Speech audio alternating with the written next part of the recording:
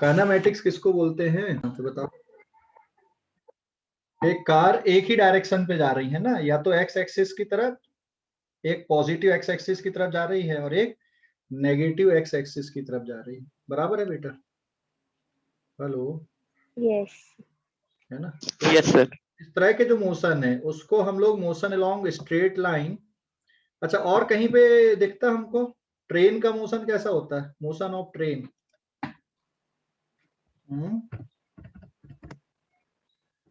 Train का motion कैसा होता है? आड़ा टेढ़ा। आड़ा टेढ़ा होता है कि स्ट्रेट होता है रे भाई? ट्रैक कैसी होती है? स्ट्रेट। हाँ, ट्रेन का मोशन कैसा होता है, स्ट्रेट होता है कि आड़ा टेढ़ा होता है? स्ट्रेट। स्ट्रेट होता है ना? स्ट्रेट पैरेलल में। क्या स्ट्रेट ट्रैक होते हैं ना, तो ये भी क्या कहलाएगा, एक लिमिटेड डिस्टेंस तक। बहुत जल्दी कर्व नहीं आती ना ट्रेन के मोशन में। ट्रेन के मोशन में बहुत जल्दी कर्व आती हैं क्या? और कर्व आती भी तो बहुत देर से आती हैं। तो ट्रेन के मोशन को जब तक स्ट्रेट ट्रैक आपके दिख रहे हैं, तो इसको भी क्या ट्रीट कर लेंगे हम लोग? क्या ट्रीट करेंगे बताओ जल्दी से? Straight motion, straight line, motion इला स्ट्रेट लाइन, बराबर। ये कर्व है, लेकिन यहाँ पे this is not the straight line, है ना? ये कर्व बन गया यहाँ पे, समझ गए कि नहीं? यस ये वाला जो डायग्राम दिख रहा है ये स्ट्रेट लाइन का दिख रहा है यहाँ पे almost. This is also straight line. Toy train दिख रही थी यहाँ पे, ये यहाँ पे फिर टर्न हुआ तो ये स्ट्रेट लाइन नहीं रहेगा।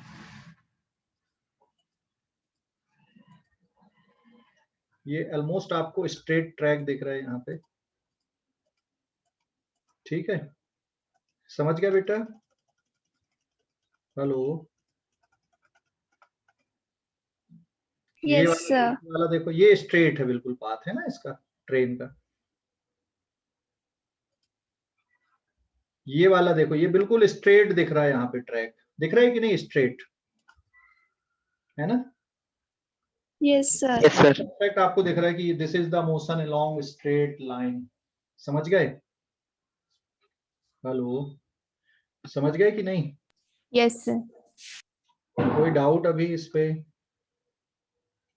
कोई डाउट?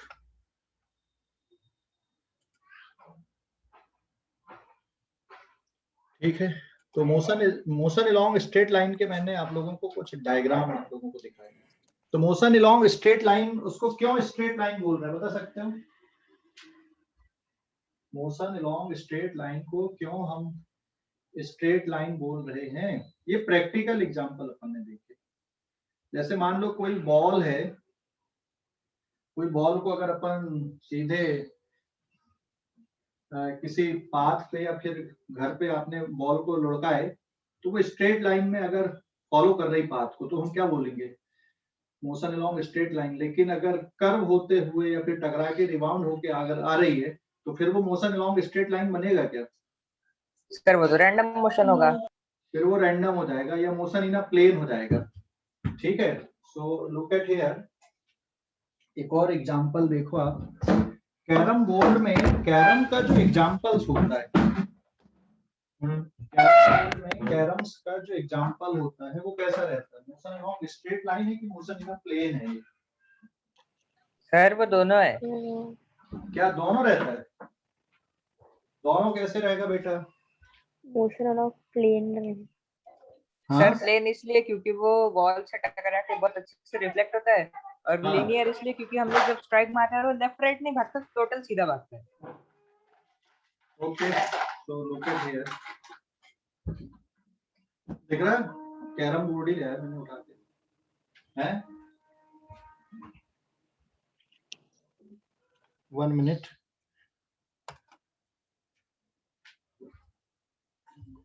ये देखना। हाँ यार, तुम लोग क्या दिक्कत हो रही भाई? एंटर करने पे बार बार आना पड़ रहा है।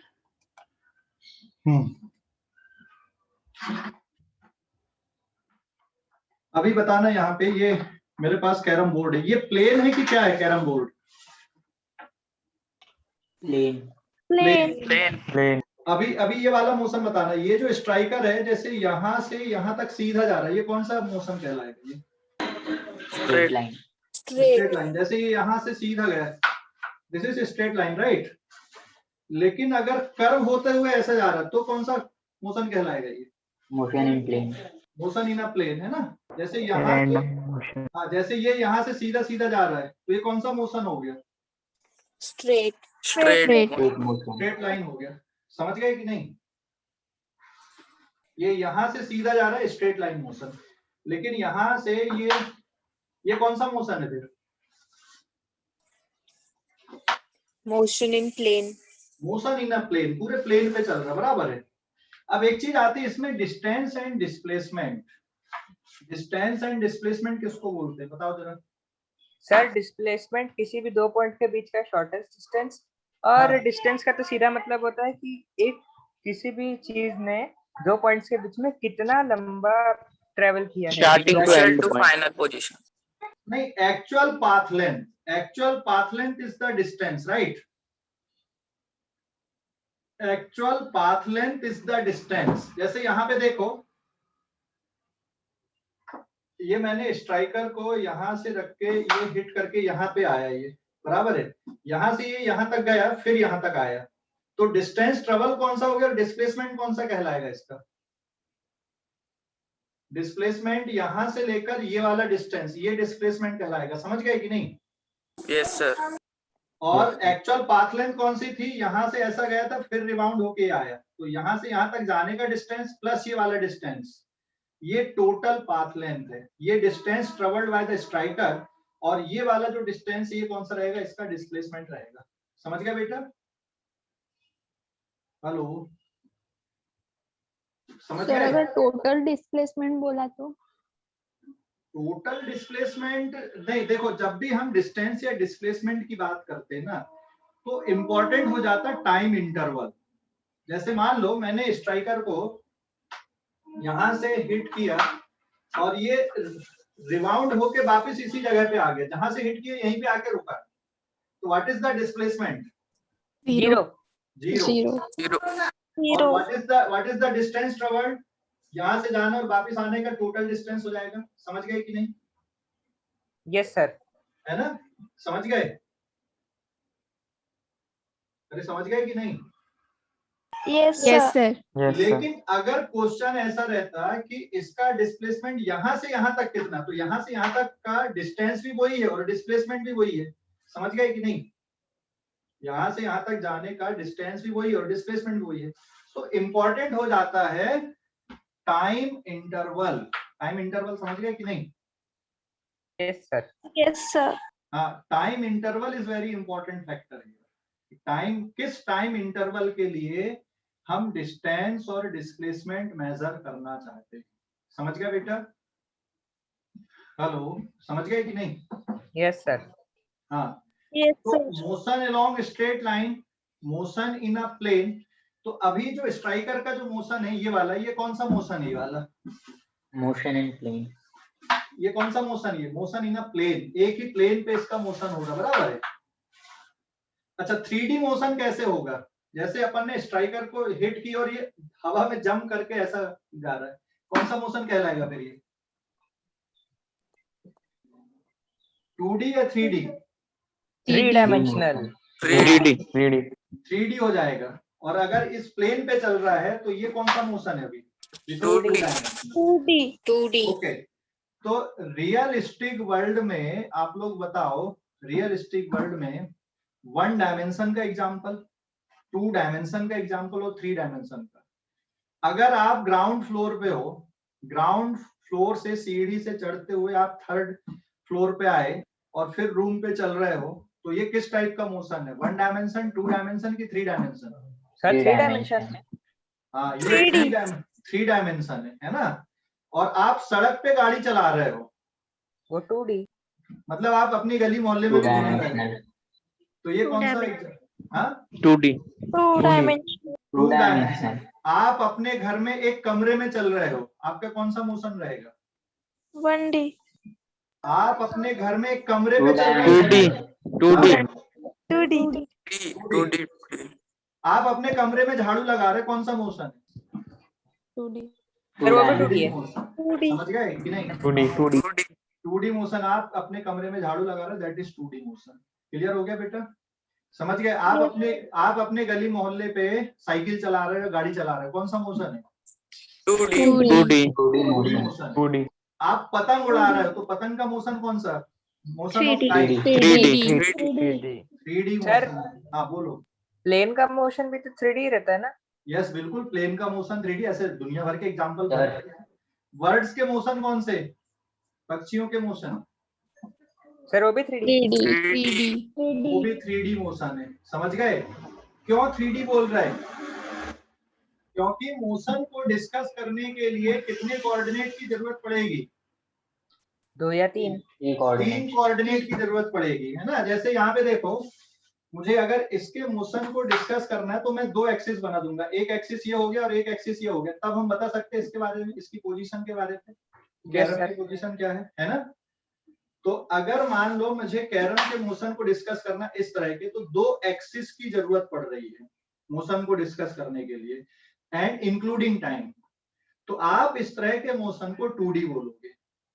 लेकिन अगर आपकी कैरम की गोटी रिस्ट्रिक्ट है कि भैया यहां से जाएगी और यहीं पे आएगी, यहां से जाएगी यहीं पे आएगी, तो कितने एक्सिस की जरूरत पड़ेगी? 1 एक ही एक्सिस की जरूरत पड़ेगी, इंक्लूडिंग टाइम। टाइम मतलब समझ गए? आपने घड़ी चालू किया, अब ये जा रहा है, फिर जाते ही जा रहा है या फिर वापिस आ रहा है, तो आपको सिर्फ एक एक्सिस से काम चल जाएगा आपका।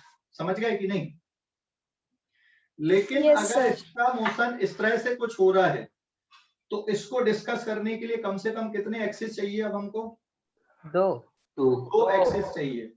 समझ में आया कि नहीं आया? Yes, sir. One dimensional motion का एग्जांपल क्या होगा? किसका बेटा? One dimension motion. One dimensional motion के एग्जांपल मैंने वो डायग्राम दिखाया था ना शुरुआत में तुम लोगों को, ट्रेन का। स्ट्रेट ट्रैक पे ट्रेन जा रही है ना? Yes sir. या बिल्कुल स्ट्रेट रोड है, आपकी जहां तक नजर जा रही है आपको रोड बिल्कुल सीधी दिख रही है, वो भी किसका एग्जांपल हो गया? 1D 1D का एग्जांपल हो गया। समझ गए कि नहीं? सर ओशन एंड रिवर भी हो सकता क्या? क्या बेटा? ओशन और रिवर भी 1D एग्जांपल। अरे आवाज नहीं आ रही तेरी बराबर, कोई और बच्चा। वो बोल रहे हैं ओशियंस और रिवर्स में भी 1D आएगा क्या? मेरे हिसाब से तो 3D है। अच्छा, रिवर का मोशन, ओशन का मोशन कहाँ होता है? वो तो रेस्ट पे रहता है, वाटर करंट होता है वहां पे, थोड़े बहुत फ्लो होते हैं, वो तो रेस्ट पे। पानी का मोशन रिवर में नहीं। रिवर अगर बिल्कुल सीधी दिख रही है आपको तो वो 1 डायमेंशन हो गया, लेकिन अगर कर्व बनाते हुए जा रही तो कहाँ से 1 डायमेंशन हो गया? सर मैंने तो आज तक मैप पे कोई भी सीधी रिवर नहीं देखी, हमेशा थोड़ी ना थोड़ी टेढ़ी मेढ़ी रहती है। नहीं, आप जब एक्चुअल रिवर पे जाओगे ना तो कुछ दूर तक आपको सीधी दिख सकती है। समझ गए? कुछ दूर तक आपको सीधी रिवर दिख सकती है, तो जब तक आपको सीधी दिख रही मतलब 1 डायमेंशन में वहां पे पानी फ्लो हो रहा है। समझ गए? अब इसमें आप किसके मोशन को देख रहे हो बल्क में, वो भी इंपॉर्टेंट रहता है कि किस तरह से आप देख रहे हैं चीजों को। समझ गए कि नहीं?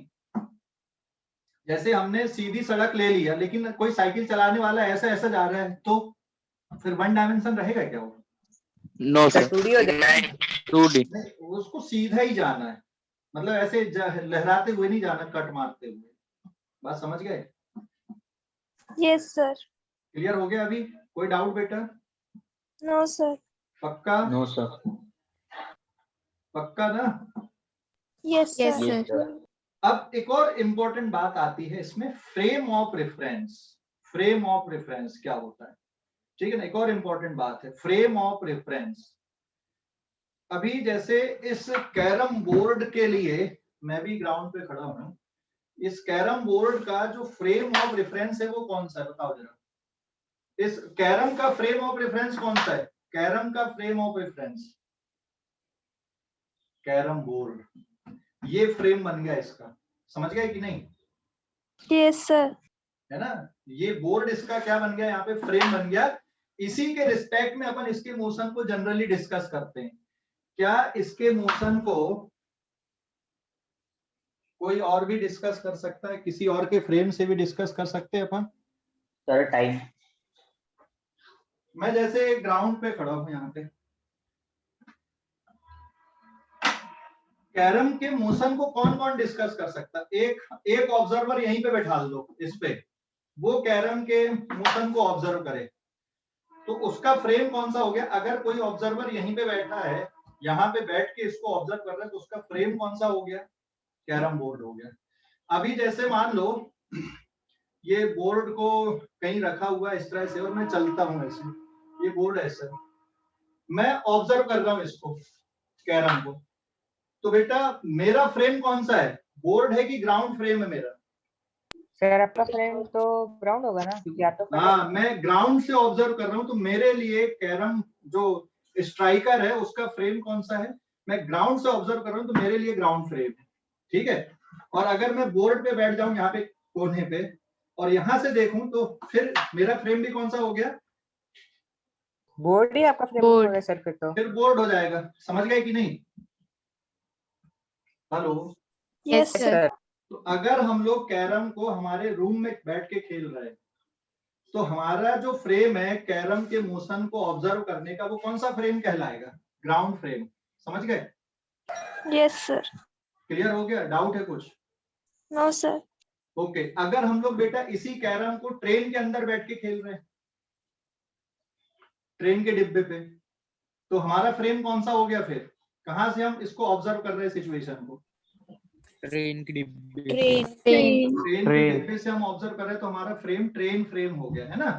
लेकिन अगर हम लोग खेल रहे हैं कैरम को, या कैरम को कोई ट्रेन के डिब्बे से बाहर से देख रहा है, ग्राउंड से, तो ग्राउंड। उसका फ्रेम कौन सा? ग्राउंड। क्या दोनों के मोशन एक जैसे दिखेंगे कि अलग अलग दिखेंगे? मान लो हम लोग कैरम खेल रहे हैं ट्रेन के अंदर बैठ के, और हम लोग स्ट्राइकर को देखेंगे एज इट इज चलते हुए इसके रिस्पेक्ट में, लेकिन जो बाहर से देखेगा, क्या स्ट्राइकर का मोशन उनको बिल्कुल ऐसे दिखेगा कि कुछ अजीब दिखेगा उसको? सर उसको तो समझ में नहीं आएगा कि स्ट्राइकर कैसे चल रहा है। कैसे चल रहा मतलब? सर उसका वो अलग है ना, विजन का पोजीशन। हम लोग उसको पास से देख रहे हैं और एक फिक्स पॉइंट से देख रहे हैं, वो मूविंग पॉइंट से देख रहे हैं, तो उसको तो स्ट्राइकर भी मूविंग लगेगा और जो ग्राउंड है वो भी। अच्छा ठीक है, बिल्कुल एक अच्छी इंपॉर्टेंट बात आई। मान लो हम लोग ट्रेन के डिब्बे पे बैठे और हमने स्ट्राइकर को यहाँ पे जमा दिए, 4 लोग देख रहे हैं, स्ट्राइकर जमा हुआ बस, ठीक है, या ये मैंने यहाँ पे क्वीन को जमा दिया है सर, और हम लोग ट्रेन के डिब्बे पे बैठे और ट्रेन भी चल रही है, तो हमारे लिए क्वीन की पोजीशन कैसी है? रेस्ट पे या मोशन पे? रेस्ट पे हमारे लिए। लेकिन अगर कोई ग्राउंड से देखेगा तो क्वीन उसको रेस्ट पे दिखेगी क्या? सर उसको No, मोशन में no, दिखेगा। sir. क्योंकि ट्रेन का डिब्बा चल रहा है, ट्रेन के डिब्बे के साथ में ये भी चल रहा है, तो क्वीन भी तो चलेगी उसके लिए, ग्राउंड से तो देखेगा, हाँ या ना? Yes, sir. Yes, sir. समझ गए? अरे समझ गए कि नहीं? Yes, Yes, sir. Yes, sir. Yes, sir. पक्का समझ गए ना? Yes, sir. हाँ, तो अभी बताओ, हम लोग ट्रेन के डिब्बे पे बैठे, ट्रेन भी चल रही, तो हमारे लिए तो रेस्ट पे है, लेकिन तुम्हारा कोई फ्रेंड जो तुमको छोड़ने आया था स्टेशन पे, ठीक है, उसके लिए ये कैसा है? मोशन पे कि रेस्ट पे उसके लिए? Motion. मूविंग। तो ये Motion. मूविंग ऑब्जेक्ट हो गया। तो फिर अब मुझे ये बताओ, रेस्ट और मोशन ये कैसे टर्म हैं? भाई कोई एक ही बात होगी ना, या तो चीज रेस्ट पे रहेगी या फिर मोशन पे होगी, या तो फिर हमारी डेफिनेशन में कुछ गड़बड़ है। तो रेस्ट और मोशन है क्या? What is rest and motion?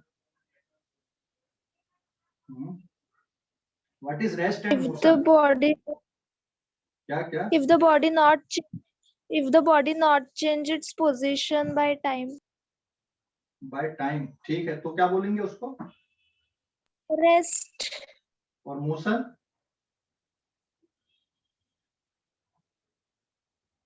If the body changes its position by the time passes, so it is in motion.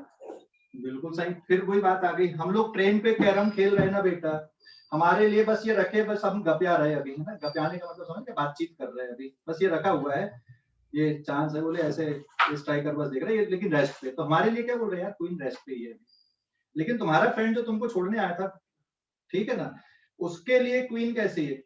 Rest पे कि मोशन पे? और हम लोग कैसे, हम लोग भी तो मोशन पे है ना उसके लिए। इसका मतलब रेस्ट एंड मोशन ये इस बात पे भी डिपेंड कर रहा है कि कौन ऑब्जर्व कर रहा है या ऑब्जर्वर कहाँ पे है, हाँ या ना? सही बात है सर। है ना? ऑब्जर्वर कौन है, कौन। आवाज नहीं आई बेटा मुझे, तेरी आवाज नहीं आई, आवाज नहीं आई। बताओ जल्दी से। रेस्ट एंड मोशन ये कैसे टर्म है? रिलेटिव टर्म और एब्सोल्यूट टर्म। रिलेटिव टर्म और एब्सोल्यूट टर्म, थोड़ा सोचो। Rest and motion are relative term और एब्सोल्यूट टर्म? रिलेटिव टर्म होते हैं, ध्यान रखो। Rest and motion are relative term, not the absolute. तो यहाँ पे बहुत इंपॉर्टेंट बात मैं लिख रहा हूं, rest and motion are relative term. ठीक है। दूसरा एक और पॉइंट है यहाँ पे, फ्रेम ऑफ रेफरेंस। बेटा फ्रेम ऑफ रेफरेंस किसको बोलते हैं हम लोग? Frame of reference. Frame of reference मतलब जब हम लोग फिजिक्स की प्रॉब्लम डील करते हैं, फिजिक्स की प्रॉब्लम डिस्कस करते हैं, तो कोई ना कोई उस प्रॉब्लम के बारे में सोचता, उस इवेंट के बारे में सोचता, उस ऑब्जेक्ट के रेस्ट या मोशन के बारे में सोचता है। तो वो जो ऑब्जर्वर उस ऑब्जेक्ट को कहां से ऑब्जर्व कर रहा है, वो उसका क्या कहलाता है? फ्रेम कहलाता है। समझ गए कि नहीं? Yes sir. Yes sir.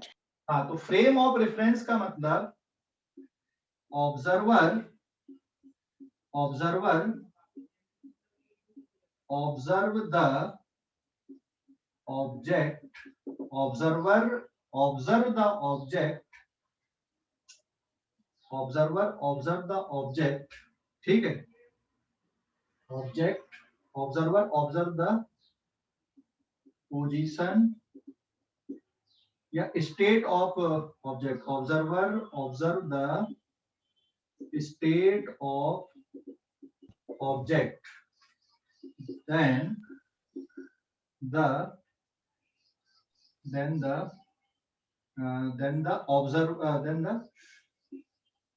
frame is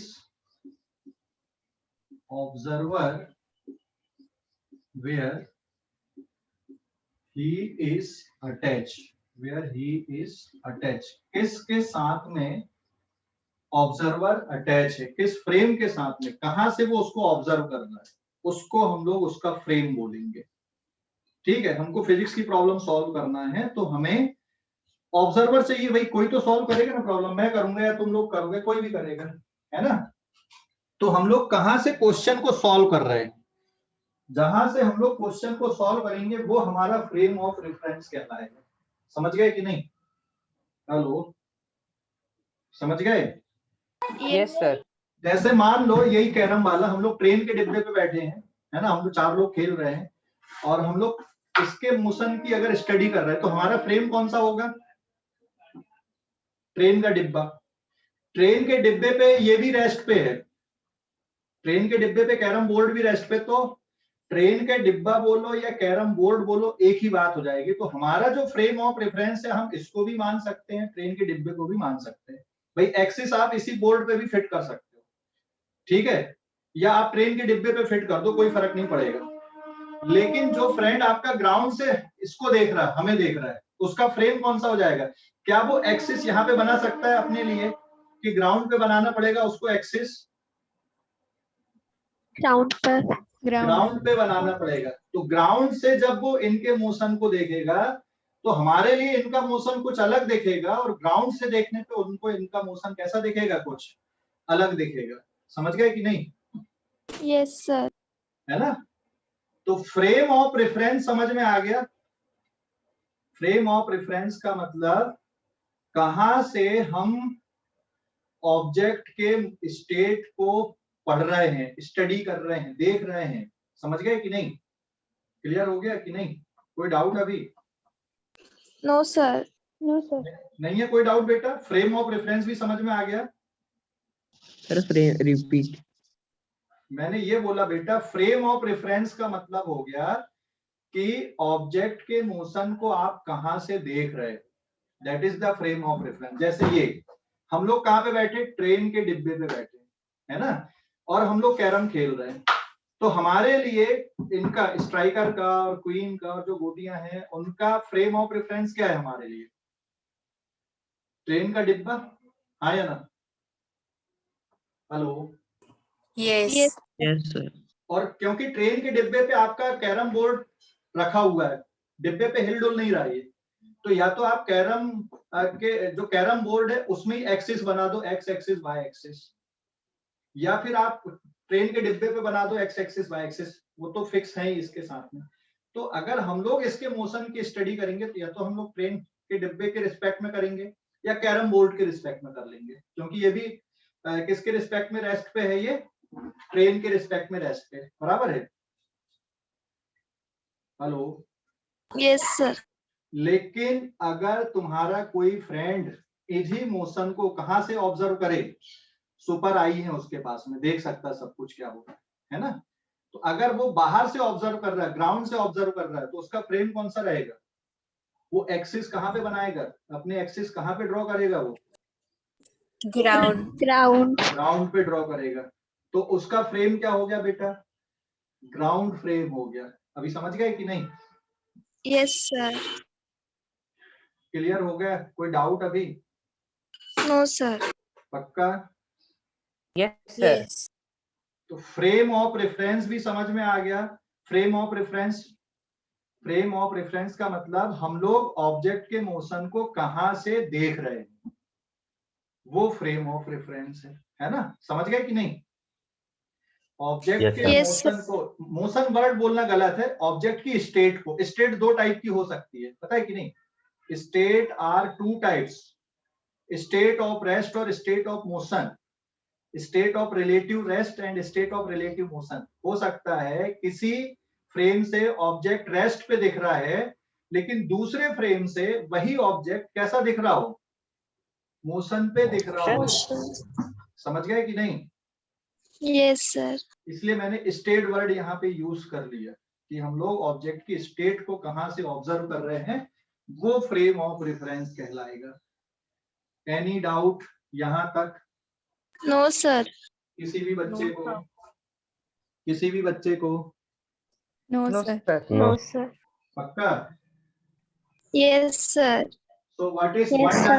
one dimension motion? What is two dimension motion? What is three dimension motion? आज ऐसा नोट्स बनाने का नहीं है। आज पहला जो लेक्चर इस चैप्टर का, ये चैप्टर का बेस बनाने के लिए है ना, मतलब कोई कैलकुलेशन नहीं है अभी, अगर टाइम बचेगा तो फिर करेंगे, ठीक है ना, बट बेस बनाने का कि आपके दिमाग में वो चीजें जानी चाहिए यहाँ पे कि यार हम लोग इस चैप्टर के बारे में क्यों पढ़ रहे हैं या क्या क्या पढ़ने वाले हैं। बात समझ रहे हैं कि नहीं? हेलो? Yes, sir. तो हम लोग उसके बारे में सोच रहे हैं इस चैप्टर में, और ये बहुत इंपॉर्टेंट लेक्चर होता है। जब भी कोई चैप्टर चालू होता है उसका पहला जो लेक्चर है ना बहुत इंपॉर्टेंट होता है, ध्यान रखना, उससे आप पूरे लेसन को कनेक्ट कर पाते हो। लुक एट हियर नाउ, अभी डिस्टेंस एंड डिस्प्लेसमेंट के बारे में हम लोग बात कर रहे थे यहाँ पे, है ना। जैसे ये तो मोशन इन अ प्लेन है, लेकिन इस चैप्टर में हम लोग जो मोशन की स्टडी कर रहे हैं वो कौन सी वाली करेंगे हम लोग, सीधे जाना या आना, ये वाला हम लोग इस मोशन की स्टडी करने वाले, मतलब motion along Straight line. Straight line. Study करने वाले। तो इसमें डिस्टेंस, डिस्प्लेसमेंट और वेलोसिटी ये सब कैसी रहेगी। डिस्टेंस, जैसे ये इसके मोशन को अगर डिस्कस करना तो एक ही एक्सिस की जरूरत पड़ने वाली है हमको। हाँ, ऐसा जाएगा, ऐसा आएगा तो फिर दो एक्सिस की जरूरत थी, लेकिन अगर ये ऐसा जा रहा है फिर यहीं से आ रहा है तो एक ही एक्सिस की जरूरत पड़ रही है, यही वाला, बस हो गया। तो अब क्या क्या इसमें स्टडी आने वाली है, डिस्टेंस क्या होता है, डिस्प्लेसमेंट क्या होता है, स्पीड क्या होती है, बात समझ गए कि नहीं। अभी देखो यहाँ पे ना एक इंस्टेंटेनियस स्पीड और एक एवरेज स्पीड, वैसे इंस्टेंटेनियस वेलोसिटी और एवरेज वेलोसिटी की भी हम लोग बात करते हैं। जैसे ये देखो यहाँ से, ये यहाँ से जा रहा नीचे फिसल के आ रहा है, बराबर है, तो बेटा इसकी जो स्पीड है हर जगह पे आ रही कि नहीं आ रही स्पीड, इसकी हर इंस्टेंट पे स्पीड आ रही कि नहीं। Yes, sir. तो जो स्पीड हर इंस्टेंट पे होती है वो कौन सी कहलाती है, इंस्टेंटेनियस कहलाती है। और अगर ओवरऑल देखोगे आप यहाँ से लेकर यहाँ तक के लिए कि भाई यहाँ से यहाँ तक कितना डिस्टेंस चला, कितना टाइम लगा, तो ये जो स्पीड कहलाएगी वो कौन सी कहलाएगी? Average speed. एवरेज कहलाएगी, है ना? हाँ, सेम टर्म वेलोसिटी के लिए आएगा, सेम टर्म वेलोसिटी के लिए इंस्टेंटेनियस वेलोसिटी, किसी पर्टिकुलर इंस्टेंट की जो वेलोसिटी है वो इंस्टेंटेनियस वेलोसिटी, और ओवरऑल टाइम इंटरवल के लिए जो वेलोसिटी है उसको क्या बोलेंगे हम लोग? Average velocity. Average velocity. देखो इंस्टेंटेनियस में भी ना, इंस्टेंटेनियस में भी ऐसा नहीं कि टाइम इंटरवल नहीं है। इंस्टेंटेनियस में टाइम इंटरवल कितना होता है? इनफाइनाइट स्मॉल dt, उसमें भी टाइम इंटरवल आता है, ठीक है, इंस्टेंटेनियस में भी, लेकिन बहुत स्मॉल होता है, इनफाइनाइट स्मॉल होता है टाइम इंटरवल। और एवरेज में जो टाइम इंटरवल होता है वो फाइनाइट होता है, जिसको आप मेजर कर सकते हैं। जैसे यहाँ पे देखो, अगर हम लोग यहाँ पे इंस्टेंटेनियस की बात कर रहे हैं, जैसे यहाँ से यहाँ तक आने पे, यहाँ से यहाँ तक मान लो इंस्टेंटेनियस है, तो भी तो बेटा कुछ टाइम इंटरवल हुआ है कि नहीं? यहाँ से यहाँ तक का भी हुआ है कि नहीं? Yes. टाइम इंटरवल हुआ, डिस्टेंस भी हुआ, डिस्टेंस dx हुआ, टाइम इंटरवल dt हुआ। और यहां से यहां तक अगर आया तो डिस्टेंस तो फाइनाइट हो गया, डेल्टा x हो गया, और यहां से यहां तक आने का टाइम भी फाइनाइट हो गया, डेल्टा t हो गया। तो जब आप delta x upon delta t करोगे तो एवरेज मिलेगा, और जब आप dx अपॉन dt कर रहे हो तो कौन सा मिलेगा आपको? इंस्टेंटेनियस मिलेगा। बात समझ गए कि नहीं? बात समझ गए? हाँ, ऐसे क्या आएगा फिर? एक्सीलरेशन, हाँ या ना? एक्सीलरेशन, वेलोसिटी किस रेट से चेंज हो रही है, वेलोसिटी किस रेट से चेंज हो रही है, वो क्या हो जाएगा? एक्सीलरेशन हो जाएगा। इसी पे आता बेटा मोशन अंडर ग्रेविटी। जैसे मान लो यहाँ पे ये स्ट्राइकर, ये मैंने वर्टिकल बोर्ड ले लिया अभी, है ना? अगर मैं स्ट्राइकर को यहां से छोड़ दूं, कौन सा मोशन? ये भी स्ट्रेट लाइन हो रहा है ना? यस। किसके अंडर पे हो रहा है ये मोशन? जैसे ये बॉल है, बॉल को अगर मैं यहां से गिराता हूँ, मोशन अंडर क्या है? ये भी ग्रेविटी है ना? तो ये मोशन भी क्या आ जाएगा? स्ट्रेट लाइन आएगा कि टू डायमेंशन रहेगा? Straight line. स्ट्रेट लाइन आ रहा है ना?